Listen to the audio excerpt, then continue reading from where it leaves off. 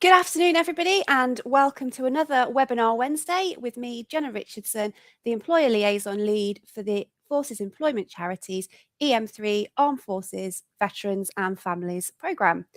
I think last time we did one of our Webinar Wednesdays, we hadn't quite become the Forces Employment Charity at that point, but I'm glad to say that now our combination has now been completed and we are officially the Forces Employment Charity. So that's quite an excitement step forward for us. And we're looking forward to seeing where the next chapter in the charity's history takes us.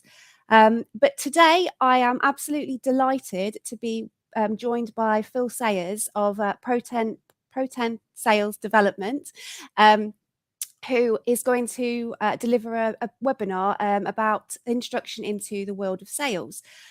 So I met Phil a couple of months ago, and I can honestly say that I have learned a huge amount about the world of sales.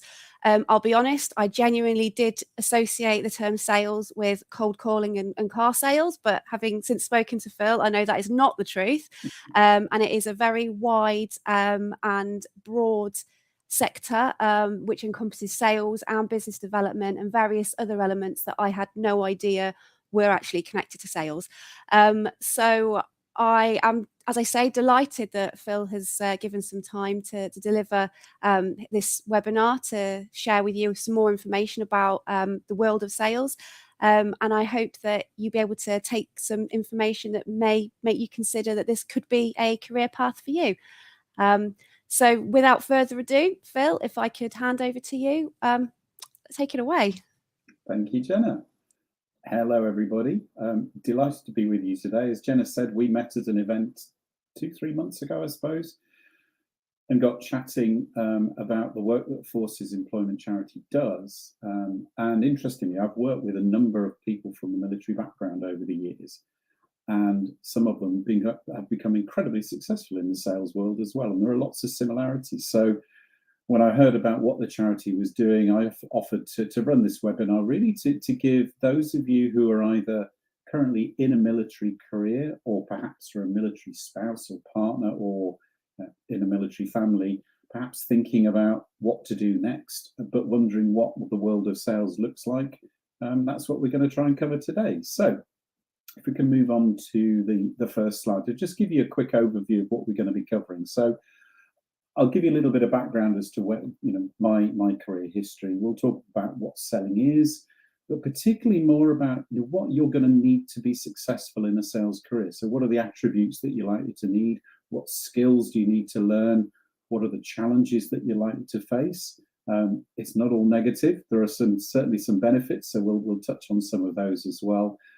And then I'm going to briefly talk about the link, the commonalities, if you like, between careers in the military world and in selling. And there are quite a few, and a lot of the skills that you develop in a military career are directly applicable to a career in sales as well. Then I'll talk briefly about the sort of career opportunities that you'll come across in sales and the type of roles that you might encounter.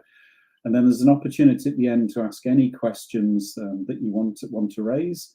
And finally, just to give you a little bit of options in terms of the sort of training and coaching services that I provide. Okay, so we can move on to the next slide. Who am I? Well, I've been in sales for, hate to tell you now, probably more than 35 years, I think it is. Started off as the traditional traveling sales rep in my old Mark IV Ford Cortina in the early 80s, worked through various sales management, sales director roles. I've run a couple of businesses. I've had a couple of businesses of my own, including obviously what I do now. And these days I work with small to medium-sized businesses primarily, both in terms of delivering sales training programs, either in open workshops or online versions, and I also do some customized sales training for some of my clients. But I'm also a more general business coach as well. So typically working with business owners, helping them look at the challenges and the opportunities that they're facing and coming up with strategies and actions that are going to help them achieve the results they want to.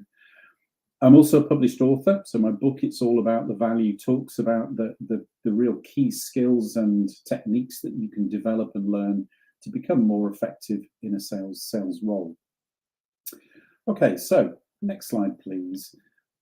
So the first question really is what is selling? Well, there is a definition on that you can see on the screen here. So it's a process of persuading a buyer to make a purchase, which is not a bad description of what selling is.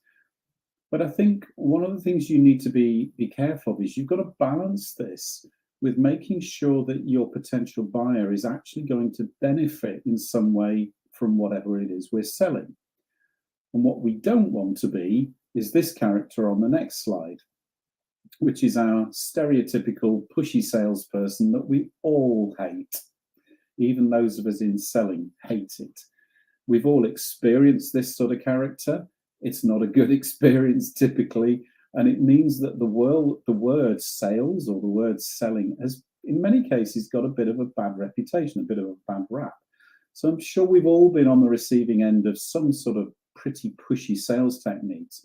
And, it's that sort of car sales approach where the salesperson you're talking to just won't shut up. They just keep talking and they'll come out with the, have I got a deal for you type of phrase.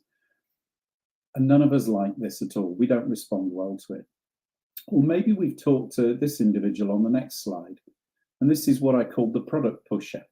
These are the people who will just try and sell you as many different products as they can, irrespective of whether or not these products or services are going to be of benefit to you. And they don't listen to what you actually want. And the way to think about this is if you imagine that perhaps the last time you bought something like a TV or a printer, and you took the item that you want to buy to the checkout, and the first thing that the cashier asks you is, can I interest you in an extended warranty? And their only interest is in selling you something else. They're not interested in understanding whether or not it's of value or benefit to you. They're just trying to push the next product. What we actually need to be as a real professional salesperson is this next slide. And this is what I call the problem solver. And this type of salesperson works hard really to identify the problems that the customer is experiencing and then offers solutions to those problems in the form of their products or services. But they only do it if they feel comfortable that their product is actually going to be of value to the customer. And now, when I started out in my sales career, potential customers would typically ask to talk to salespeople because it was really the only way that they could learn more about the products and services and work out whether or not they were going to be useful to them. Nowadays, potential customers can do loads of research online. They can look at alternative solutions, they can check out your competition, they can check out prices, so that typically by the time they're ready to talk to a salesperson, they already have a pretty good idea of the things they know that they want. But often, and especially when we're selling things to other businesses, there may be other things that they actually need beyond what they know that they want. And this is a fundamental difference that we need to get our head around. So our customers they will know what they want, but they may not know what they need. So our job as salespeople is really to help uncover all of those additional needs that we can help and address with our products and services. So we need the skills to be able to uncover not just the wants, but also the needs of the customer and the features and the benefits of our products or services. And then we can work out almost like the what's in it for me for the customer. We also need to be able to handle objections. For example, things like we have no time, or we have no money, or we're too busy, or I won't use it. And these are all skills and capabilities that we're going to need to develop to become effective and successful in sales. So, of course, there are a range of skills that we're going to need to master. And if we can move on to the next slide.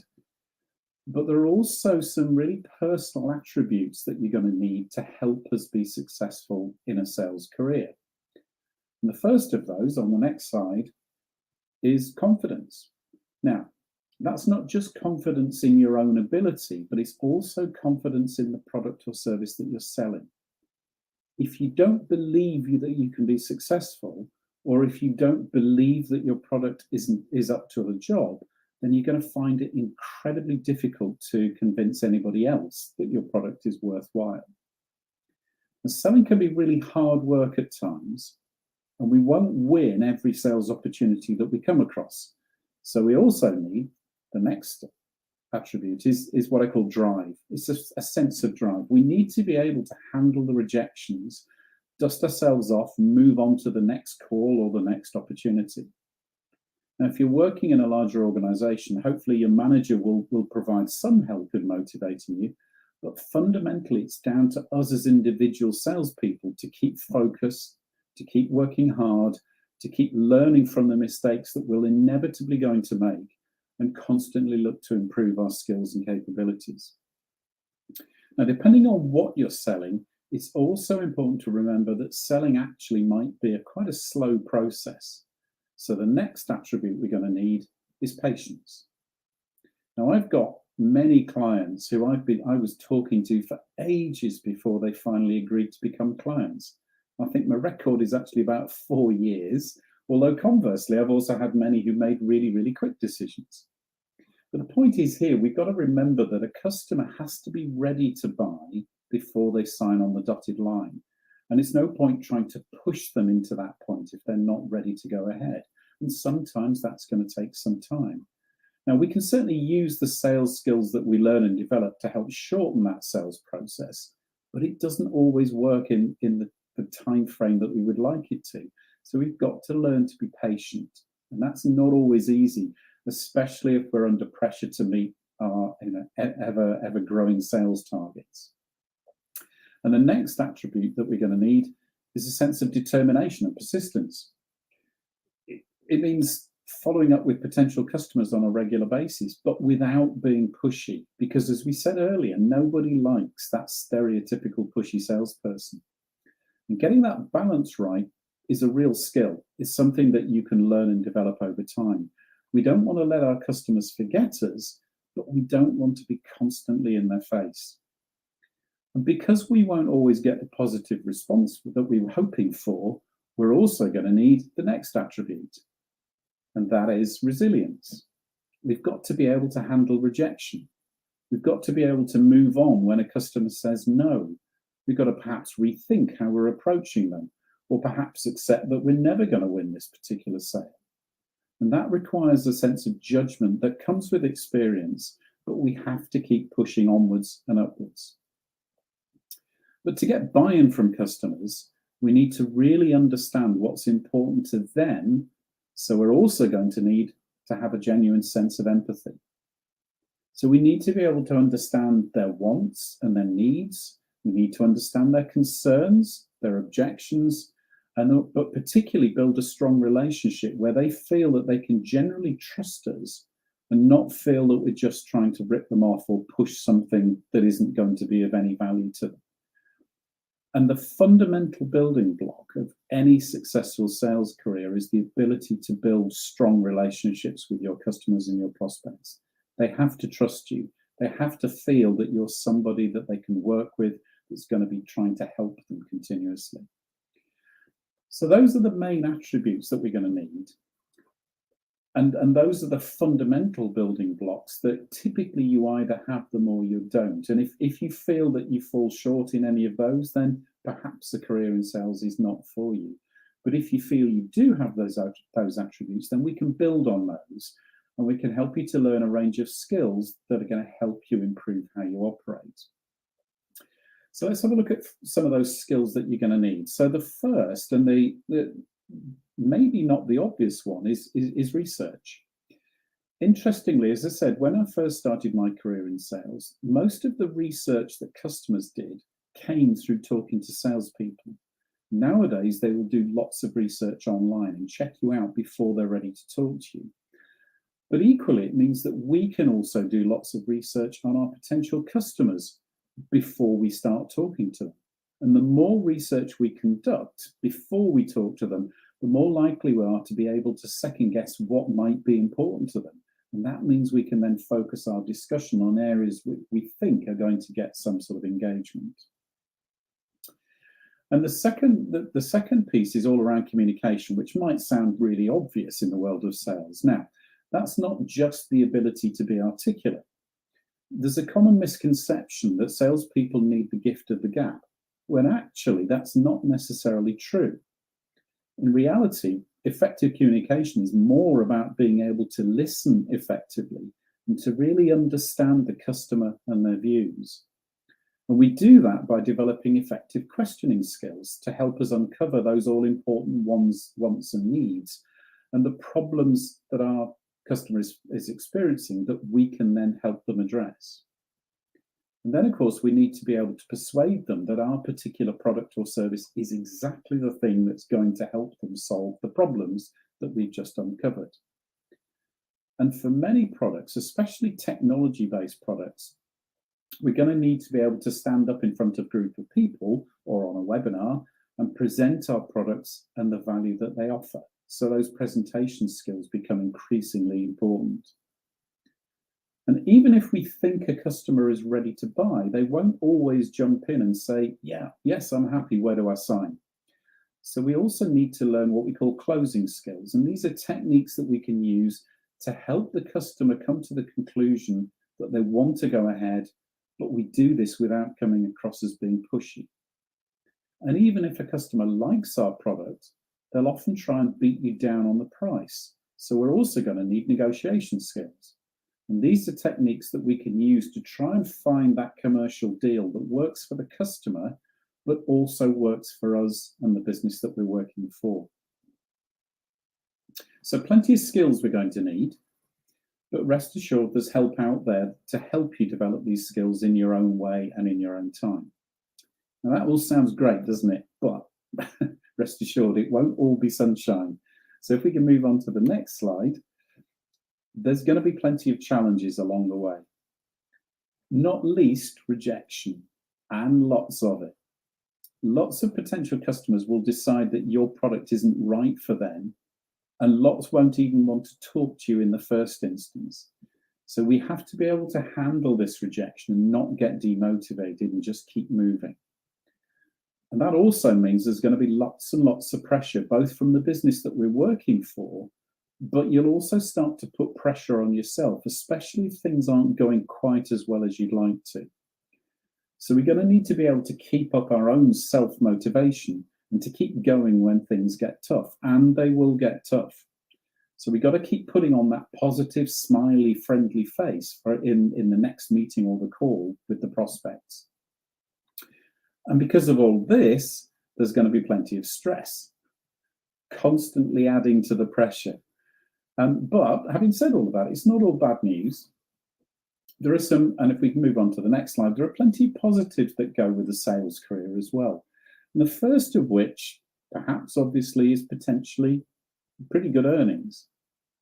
Now, sales roles, especially those in the B2B, the business-to-business world, typically pay a basic salary and then a commission that's based on the results that you generate. And in the technology world especially, it's not uncommon for really successful salespeople to be earning well into six figures, sometimes more in extreme options.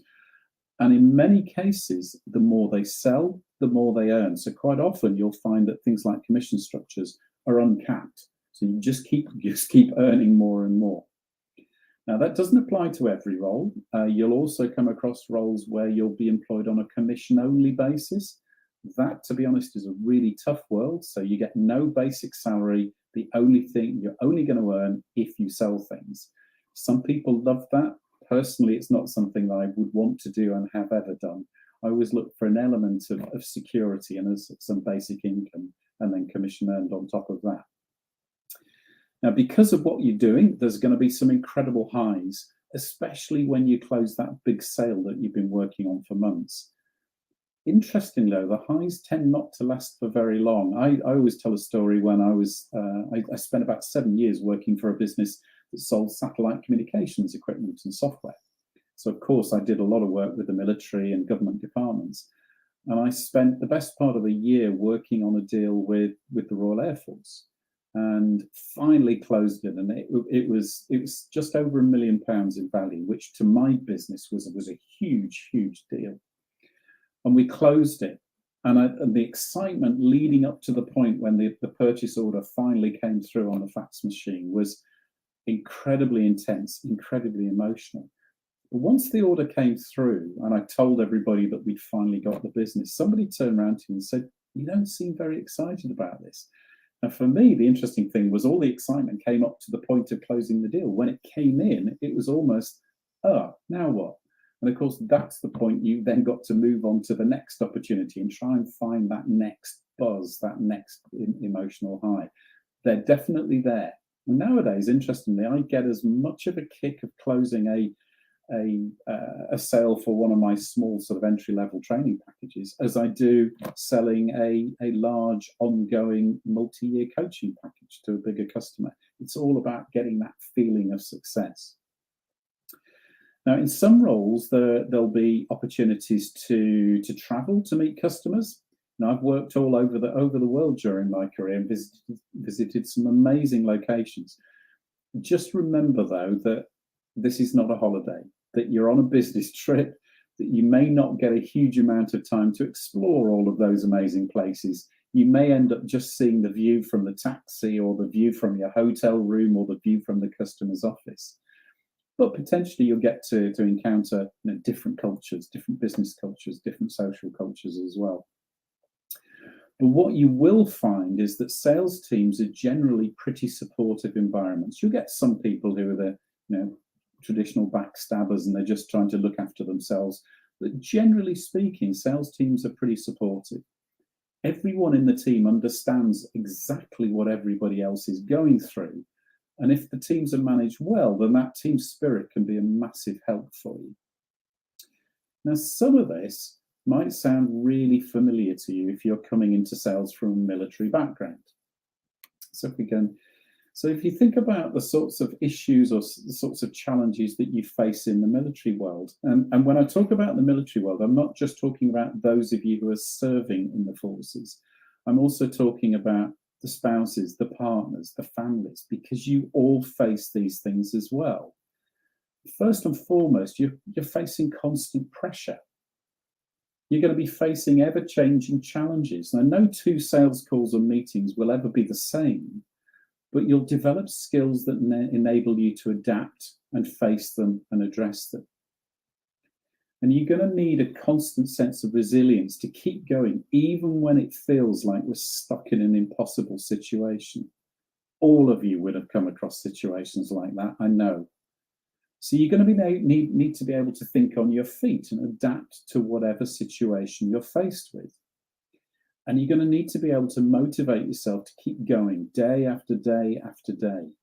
And arguably, that's possibly the hardest thing to do in the sales world, is just keeping going, keeping the smile on your face, getting ready to talk to the next customer, knowing full well that perhaps the majority of them are going to say no to you or come up with some sort of objection. But if you keep focusing on getting the small wins, they will build up over time and you'll get those lovely emotional highs when you do close the sale that you've been chasing for so long. Now, if all of that sounds familiar, well, it certainly should do, whether you're serving military personnel or if you're a military spouse, a partner, or a family member. These are all circumstances, they're all situations that you're well accustomed to dealing with.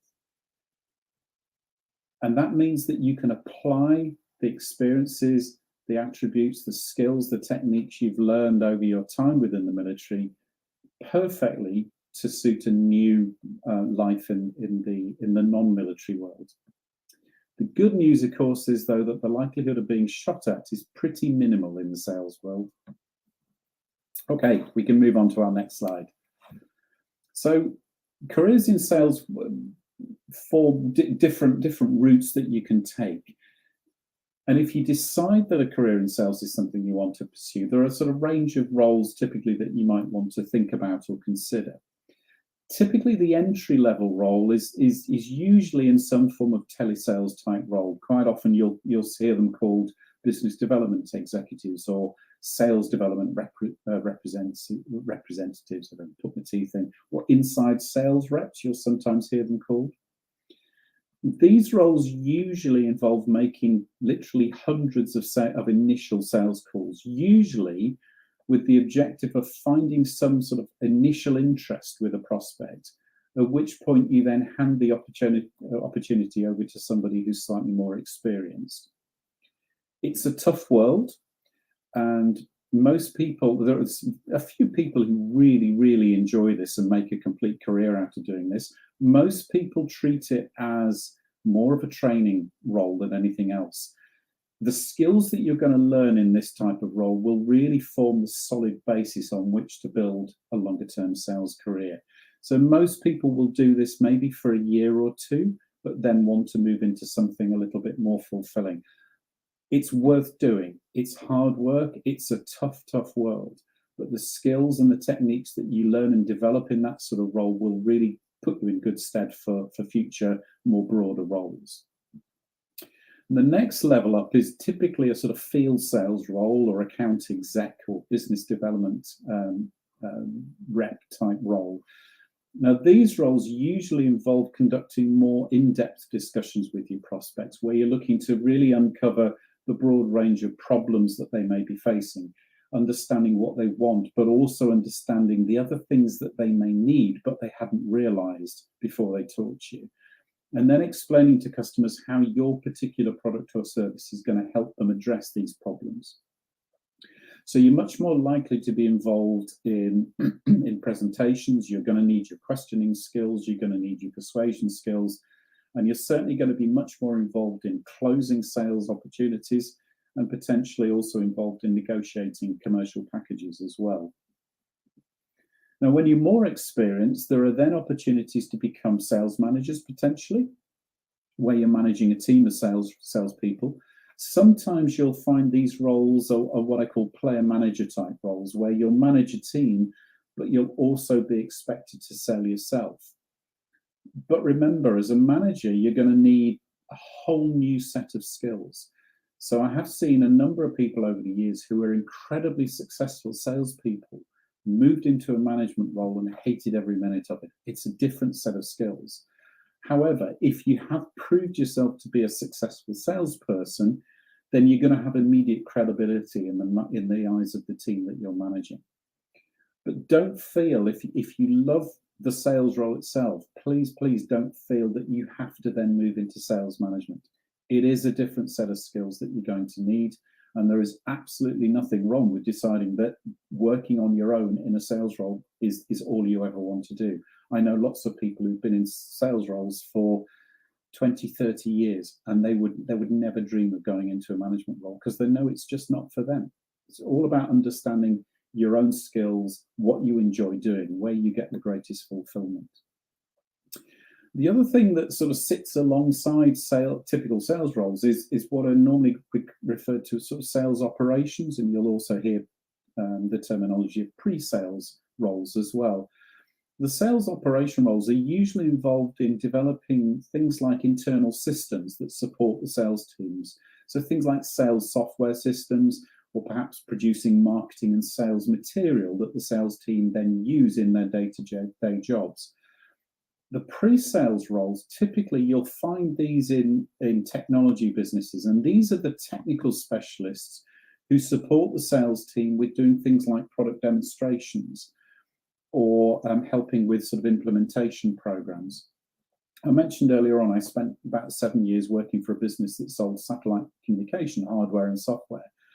And I had a team of pre-sales engineers who worked with me, and most of them came from a military background.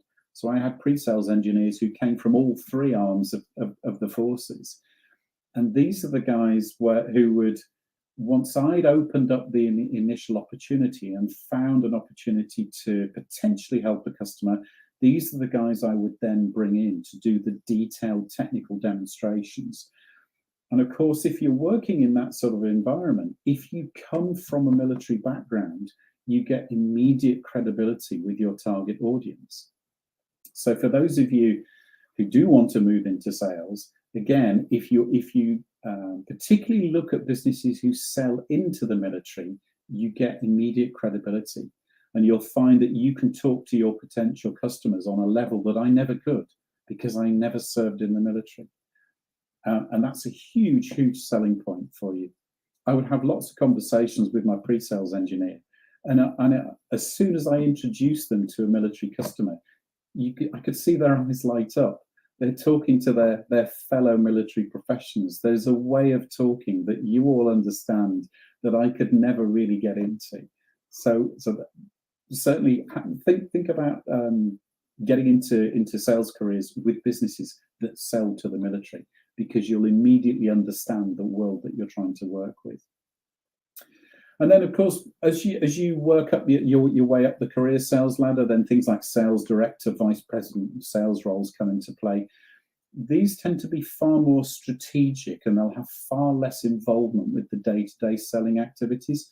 So you'll be thinking about the longer term plans for the business. You'll be thinking about things like, what's the variety of skills that you need within your team? What's the number of salespeople that you need within your team? What type of customers do you want your team to be targeting?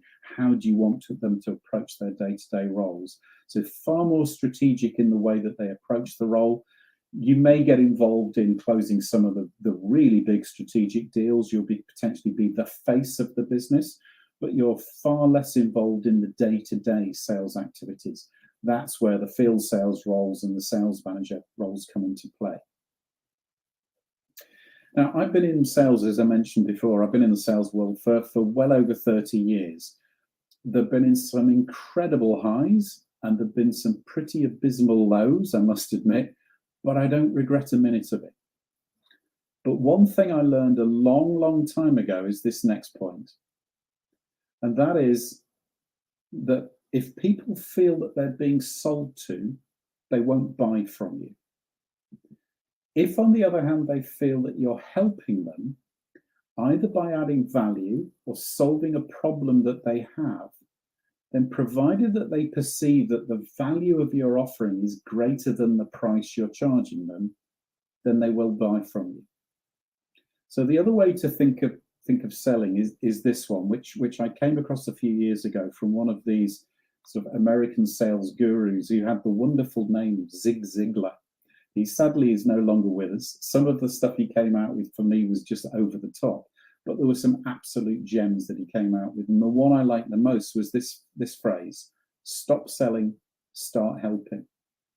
And because some of us will have this sort of poor vision of what a salesman is, because we've all encountered that horrible pushy sales technique, if you focus your mind on simply trying to help your customers, then the sale will more often than not naturally follow on. Okay, so hopefully now you've got a slightly better idea of what a career in sales might look like.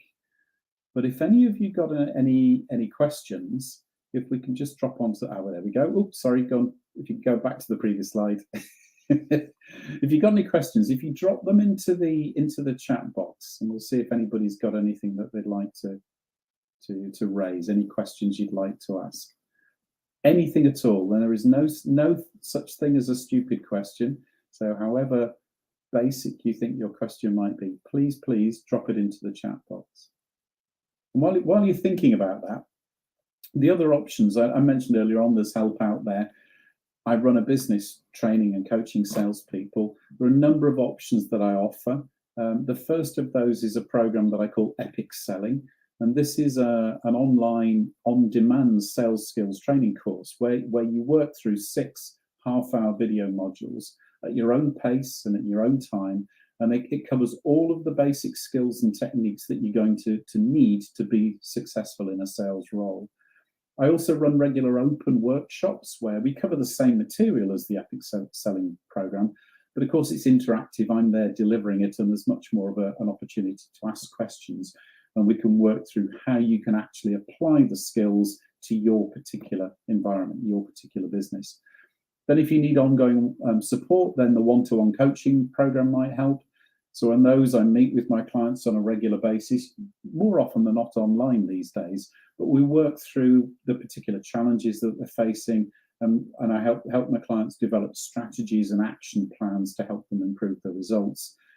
And then if you prefer working in teams, then the final option is the group coaching session, where I get a group of salespeople who, again, meet regularly, typically online, sometimes face-to-face.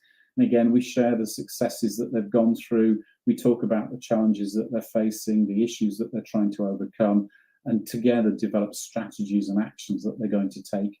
And then we hold them accountable for doing the things that they say they're going to do. and they're quite intense, but they're also a bit of fun, and we have plenty of laughs along the way. And of course, if you want any more information about any of these programs, or simply just want to have a chat about a sales career, then please get in touch. And the other offer, I would say, thank you for attending today, or listening to, or watching this on catch up. If you have any questions at any stage, even if it is as simple as you just want to talk through what a career in sales is like, how to get started, what are the things that you should look for, please feel free to drop me an email or give me a call. I'm more than happy to help in any way if I can. So I think we might have one question that's come through. Jenna, have we got a question? Hi. I believe we do have a question. There we go. It's from Sam, and he's saying that he's trying to break into a business development defense. However, doesn't have the commercial background. He's lucky to get interviews, but not getting any offers. So any help will be appreciated. So is that something, if Sam were to drop you a line, Phil, you'd be able to sort of have a chat with him about possibly? Absolutely, Sam. Yeah, it doesn't surprise me either. What you will find is with some businesses, they are looking for a predefined set of skills and experience, and that's difficult if you're trying to break into the sales world and you don't already have that experience. I think the key thing, and I may be teaching you to suck eggs here, the key thing to focus on is look at the things that you've done in the past that are directly relevant and applicable to the role that you're applying for. So if you've got things like problem-solving skills, if you've had to really dig into problems to try and work out the strategy that you need in order to then come up with a plan of action, if you like. Try and think of examples where you've used those skills in your military career to then put them into the context of how you might apply them in the business world. But as Jenna said, if you want to either drop me an email or connect with me on LinkedIn, please drop me a message. I'm more than happy to have a quick chat and see if there's additional help that I can give you, particularly if I know who the business is, what the business is that you're applying to, and what your background is. Okay, we got some more questions. We've got some more coming in. So Leanne has asked, what are the average salaries for those entry-level sales roles that are hybrid, with salary with a commission as an extra? I wondered if this one might come up. Okay, so it will vary quite a bit, but if I talk about particularly the technology world, you'll typically find that the entry-level sales roles will usually have a salary in the sort of around about the sort of 25, maybe up to 30,000 level. And what you'll quite often find is that the commission is usually around about sort of 50% of your basic salary. So if you've got a basic salary of 30,000, you're likely to see a commission of up to around about sort of 15, maybe to 20,000. You'll find others where the commission is double the basic salary. But as a typical entry level role, you're usually talking about the sort of mid 20,000 with some sort of commission on top of that. Okay. Brilliant, thank you for that, Phil. I've just got a question that I'd like to ask that sort of popped into my head. So when we do these webinars, quite often there's talk of formal qualifications. Am I right in thinking that with sales, it's generally experience-based rather than formal qualifications, or is there a formal qualification route that is associated to sales? Okay, there's no formal qualification route as such. So it's not like you're training to be accountant and you train and qualify as a chartered accountant that then gives you access to that world. There's no direct equivalent of that in the sales world. There is things like the Institute of Sales and Marketing Management. You can get qualifications there. In reality, though, most employers are looking for fundamentally the attributes that you've got, those attributes that we talked about earlier on. And they may be looking for specific skills that you can demonstrate. They may be looking for specific experience that you've had previously.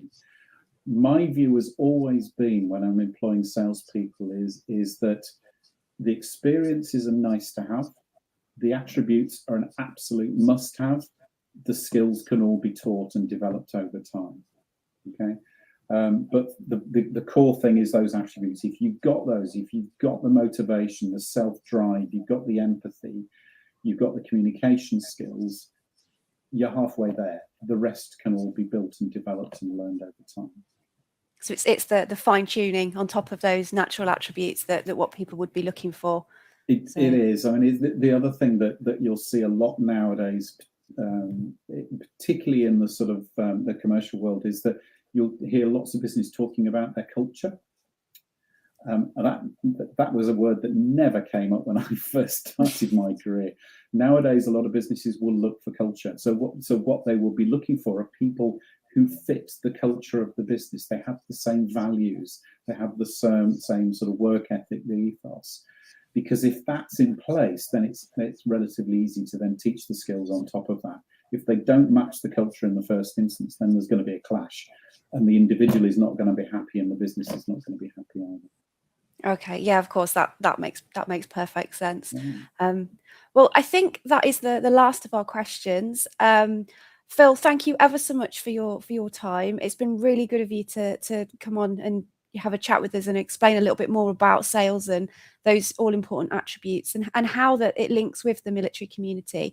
I think from just listening to you speak, I'm actually sort of sitting here thinking about the role that I play in relationship management and how that is quite closely linked, and I had no realization of that. So it's been quite a learning curve for me this last 40 minutes.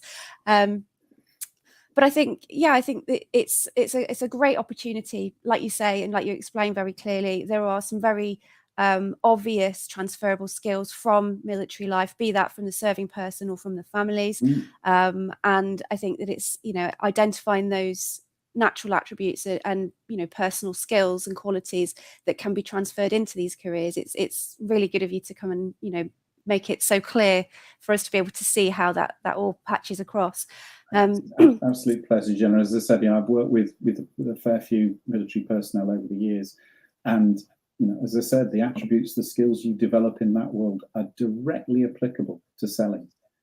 The big advantage is you don't get shot at while you're doing it, which is always a bonus. It's always a bonus. Always a bonus.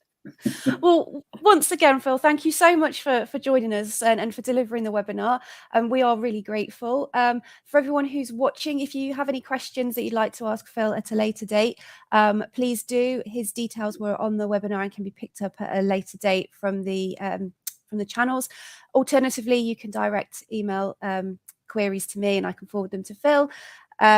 But aside from that, I just want to wish everybody a very happy Wednesday. Hope everyone has a brilliant rest of the week, and keep your eyes peeled for the next instalment of a Webinar Wednesday, which hopefully won't be too far in the future. Thanks very much. Thanks, everyone. Bye-bye. Bye.